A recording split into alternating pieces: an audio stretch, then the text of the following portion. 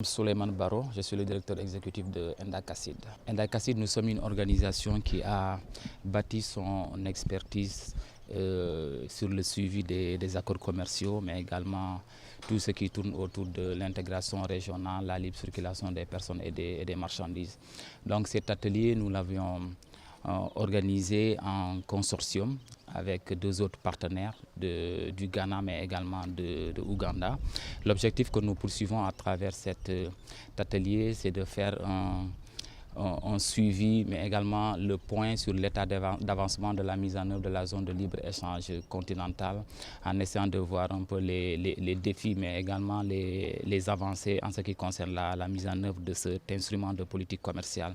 Le deuxième objectif que nous visons à travers cet atelier sur la ZLECAf, c'est de pouvoir également réunir les différents acteurs de l'Afrique francophone qui sont à la fois composés du secteur privé, également la société civile, mais également les États. Quand on parle du secteur privé, il faut dire que cet instrument de politique commerciale qui est la zone de libre-échange continentale devrait être une aubaine pour le secteur privé parce que ça leur permet de pouvoir se déployer au-delà de leurs frontières naturelles, au-delà de leurs frontières habituelles pour pouvoir gagner les autres marchés africains. En ce qui concerne maintenant pour la société civile, il faut dire également les capacités à pouvoir comprendre les différentes notions liées à la zone de libre-échange continentale pour que cette société civile africaine puisse faire le portage politique, mais également pour pouvoir porter le plaidoyer auprès de nos autorités. Nous avons également invité les États.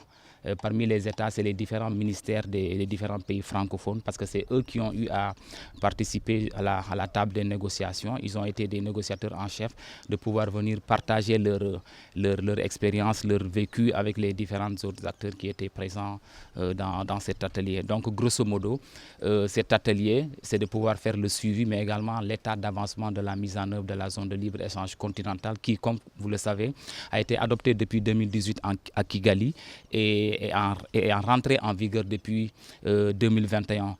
Mais aujourd'hui, on se rend compte que la mise en œuvre est à son état de balbutiement. Donc, il faut dire que depuis l'entrée en vigueur, il y a jusque 7 à 8 États qui l'ont mis en œuvre. Donc, pourquoi les autres États n'ont pas mis ça en œuvre? Donc, nous essayons également de voir à travers cet atelier que nous sommes en train de... Bon, les 8 États, je ne peux pas les citer comme ça en tête, mais il faut dire par exemple, pour ce qui concerne l'Afrique de l'Ouest, il y a juste que le Ghana qui l'a mis en œuvre. Mais à côté du Ghana, nous pouvons prendre par exemple des pays comme la Tunisie, comme le Kenya, comme le Rwanda, entre autres. Donc il faut juste retenir qu'il y a 8 États qui l'ont mis en œuvre. Pourquoi ce retard?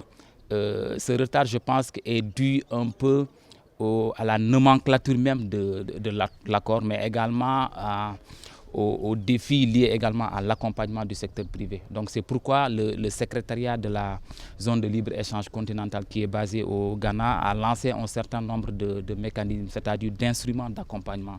Parmi ces instruments d'accompagnement, nous pouvons citer ce qu'on appelle l'initiative du commerce guidé. Donc c'est un instrument qui permet aux États de pouvoir accompagner leur secteur privé à pouvoir vraiment dompter les différents éléments de la zone de libre-échange continentale, de pouvoir trouver des parts de marché en Afrique, de pouvoir leur expliquer quelles sont les procédures qu'ils font suivre, de pouvoir également les accompagner à pouvoir conquérir ces marchés. Donc ça a été le premier instrument. Un autre instrument également qui a été mis en œuvre pour pouvoir booster un peu la mise en œuvre, il y a ce qu'on appelle les règles d'origine. Règles d'origine, c'est également un instrument qui nous permet de comprendre la provenance communautaire ou géographique d'un produit. Donc à travers cette règle d'origine, on a constaté qu'il y a 96 produits qui ont été échangés sous le régime de la zone de libre-échange continentale et tous ces produits ont respecté à hauteur de 90% la règle d'origine. Donc un autre instrument également d'accompagnement pour le secteur privé, nous pouvons citer aussi les barrières non tarifaires. Donc les barrières non tarifaires, comme vous le savez également, ça sape un peu les échanges commerciaux entre les différents États. Donc depuis la mise en place de cet instrument en 2003, on nous a signalé qu'il y a 200 cas qui ont été répertoriés. Et parmi ces 200 cas, il y a près de 75% de ces cas qui ont été résolus. Et souvent, le politique prend le dessus sur tout. Donc c'est sûr que le politique va prendre le dessus sur le commerce. Mais il faut dire aussi l'AES, c'est à l'échelle régionale. Tandis que la ZLECAf, c'est à l'échelle continentale. Donc ce qu'ils ont perdu au niveau de la CEDEAO, certainement, ils pourront le gagner au niveau de la zone de libre-échange, au niveau de la zone de libre-échange continentale. Donc il n'y aura pas un manque à gagner. Bon, oui. En fait, par exemple, par rapport au retrait des 3 pays de la CEDEAO, il faut le dire. Aujourd'hui, par exemple, quand ces 3 pays sortent de la CEDEAO, ce qu'il faudrait noter, la CEDEAO, c'est 15 États. Donc si aujourd'hui, si les 3 États sortent, on va se retrouver avec 12 États. Donc parmi ces 12 États, parmi ces 3 États, ce qu'il faudrait noter, c'est que par exemple en termes de PIB, il y aura certainement, la CEDEAO va perdre une partie de son PIB. La CEDEAO va également perdre une partie de son territoire et la CEDEAO également va perdre une partie de sa population. Donc cet impact, ça sera visible parce que quand on parle d'intégration régionale, on réfléchit à État.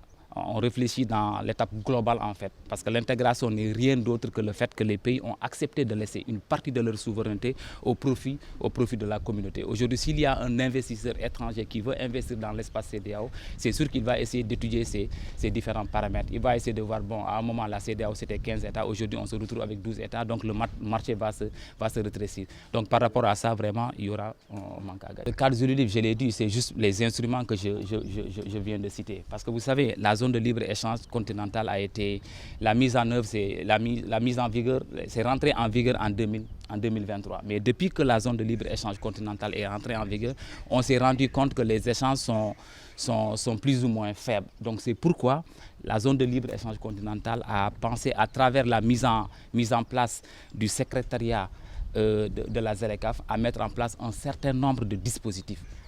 Bon, quels sont ces dispositifs? J'ai cité à un certain moment la règle d'origine. J'ai cité également les barrières non tarifaires pour pouvoir faciliter la fluidité des produits. J'ai également cité ce qu'on appelle le PAPS, parce que si on se rend compte ici en Afrique, on a presque une dizaine de monnaies entre nous. Donc tout ça, ce sont des instruments qui permettent d'accompagner le secteur privé à pouvoir commercer sans entrave. Enseignant-chercheur et Senior Fellow au Global Institute for Transition Tunisie. Très bien. Alors, vous avez assisté aujourd'hui à la cérémonie. Est-ce qu'on peut revenir sur les décisions qui ont été soulevées?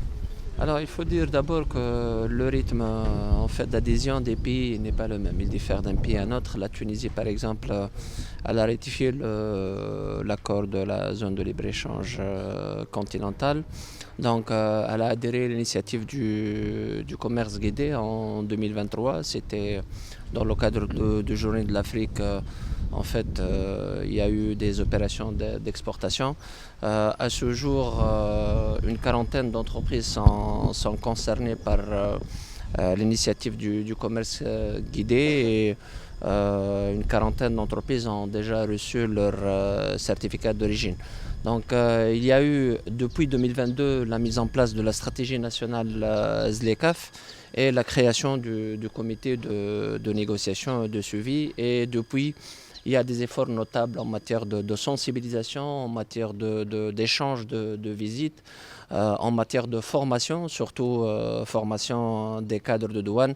Donc des efforts notables sont en train de se faire parce que la Tunisie croit que le potentiel derrière la ZLECAf est un potentiel énorme, 1,3 milliard de population, 3 000 milliards de PIB en plus. Donc c'est une zone qui a du potentiel et la Tunisie elle est très engagée pour aller de l'avant dans la zone de libre-échange continentale. Parmi parmi les contraintes, il existe bien entendu les contraintes juridiques, la question des règles d'origine. Des efforts de formation sont en train de se faire. Il y a la question de paiement et la Tunisie, par exemple, elle est intégrée, elle a adhéré au PAPS, le système, en février 2024. Donc un effort notable de formation et de sensibilisation, il est en train de se faire et c'est la responsabilité en fait de la société civile mais également des universités. Moi je pense que les universitaires sont invités à s'impliquer davantage, à vulgariser les concepts, la question des règles d'origine, tout ce qui concerne la ZLECAf, c'est la responsabilité également des universités et des universités. Bon, moi je pense que comme je viens de le préciser, l'intégration c'est quelque chose de très très important et la ZLECAf c'est un potentiel énorme pour tous les pays, que ce soit de l'Afrique du Nord, l'Afrique de l'Est, l'Afrique de l'Ouest ou l'Afrique australe. Bon, bien entendu, il y a des études d'impact qui ont été menées par, entre autres, des universitaires. Pour certains pays, ces recherches montrent que donc la ZLECAf, ça rapporte énormément en termes de PIB et en termes d'emploi. Pour d'autres, ça ne rapporte pas en fait que des effets bénéfiques. Et en fin de compte, c'est une question de coût-bénéfice. Il y a certains pays qui considèrent que le coût de l'intégration a priori, il est plus élevé que les bénéfices. C'est pour cela qu'ils sont réticents à intégrer totalement la ZLECAf. Essentiellement, les obstacles, comme je viens de le dire, les obstacles sont d'ordre réglementaire. Il y a des obstacles financiers. Il faut toujours un accompagnement de financement si on parle des questions d'intégration. Donc, en fait, l'implantation des banques dans les régions africaines, c'est quelque chose de très important.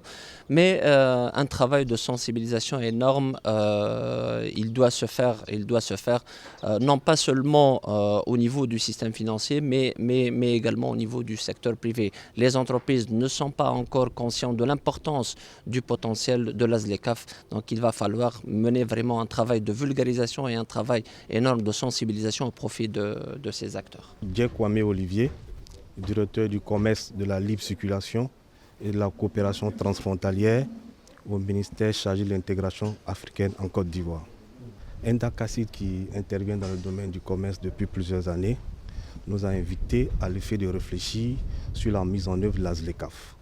L'une des décisions importantes qui sort de cette réunion, c'est d'accroître les échanges, c'est d'accroître les séances de sensibilisation auprès des différentes populations pour que celles-ci adhèrent à cette initiative qui est extrêmement importante pour l'évolution du commerce en Afrique.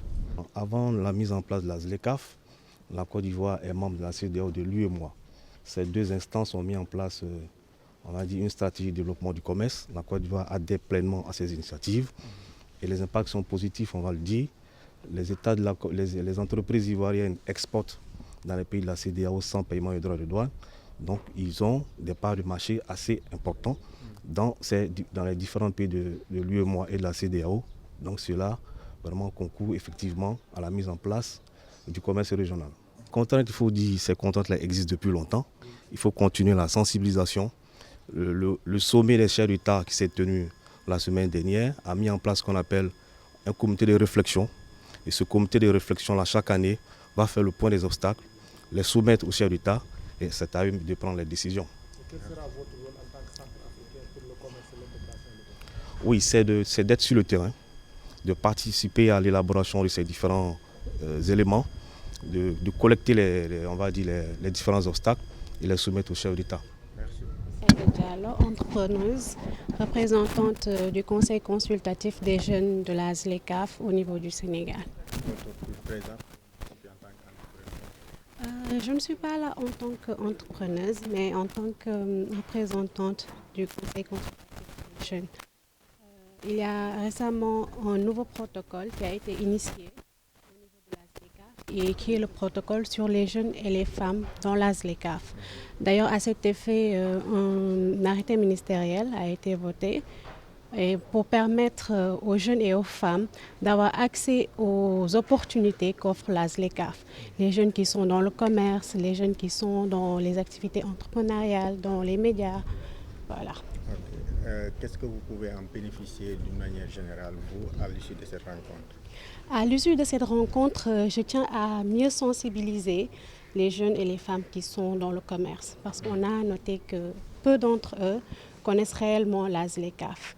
Et j'ai souvent l'habitude de dire que nos premiers alliés dans cette vulgarisation, c'est vous les médias.